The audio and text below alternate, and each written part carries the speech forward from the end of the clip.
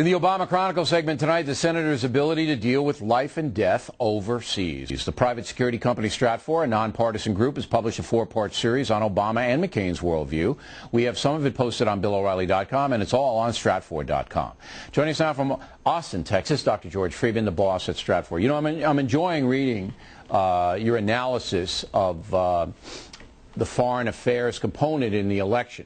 What would you say is Barack Obama's weakest point vis-a-vis foreign affairs? It really has to be his obsession with the Europeans. He thinks that the biggest mistake George W. Bush made was that he alienated the Europeans in Iraq. His intention is to use the Europeans to support him in Afghanistan, to support him in Russia. He believes in the Europeans. The problem is that Europe is deeply fragmented. They go in very different directions, and most important, their military capability has declined dramatically since the Cold War. So when he says he's going to work with the Europeans, that's going to be a tough job. Okay, now he told me exactly what you said, that he believes that he can rally Europe because they were alienated by the Bush administration over Iraq, and he can get them as a cohesive unit to stand up to Putin and to help in Afghanistan. Are you saying flat out that he can't do that? Yeah, I guess I am. The Germans get a huge amount of their energy and natural gas from the Russians. Right, so they're not going to stand up to Putin no matter who's president or what they say. The Germans are going to let Putin do what Putin wants to do. They don't really have a choice. The second problem is I don't know what it means that they're going to rally around. To rally around us, it means they've got to have military force to deploy against the Russians in the Baltics, in Poland, to send to Afghanistan. They just don't have it. Even if they decided that they wanted to rally around an Obama presidency, they don't have the troops and the equipment? They simply don't have the force. You know, the Germans are in Afghanistan. They won't fight. See, I'm never getting that. I don't know what Merkel's doing, the chancellor over there, but they're part of NATO force in Afghanistan. Germans won't fight. I'm not getting that. Are you getting that? Well, I mean, we're getting that the Germans are not deeply committed, and we're getting they're not getting the logistical support they need, and she's clearly holding them back.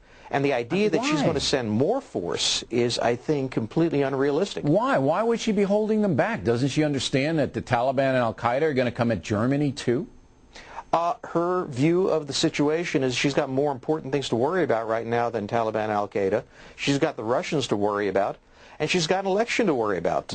She's going to be facing re-election at some point. So we're getting off the topic here a little bit. It just boggles the mind that this huge country, Germany, is just not providing any kind of assistance in Afghanistan that we can, you know, count on. All right, now, what is Obama's strongest foreign policy suit? Well, he recognizes that the key to Afghanistan is going to be in Pakistan.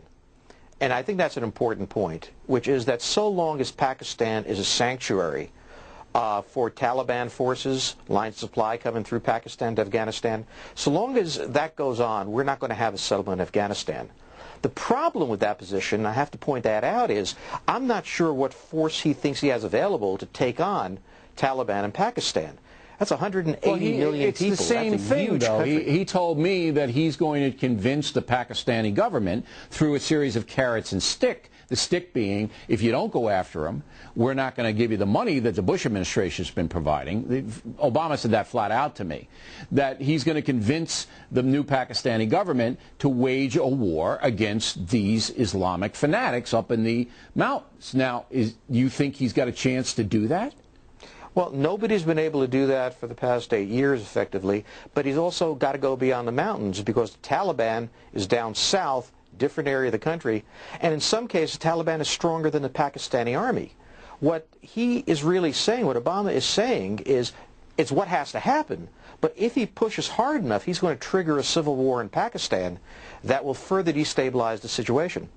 Now, when you stack him up against McCain, I said earlier this week I thought McCain won the debate last Friday just by a little because he was more authoritative on the worldview, in my opinion. The polls show the opposite, that most folks think Obama won the debate. But when you stack Obama's foreign policy vision up against McCain's, what's the big difference there? Well, the big difference that showed up was on Pakistan.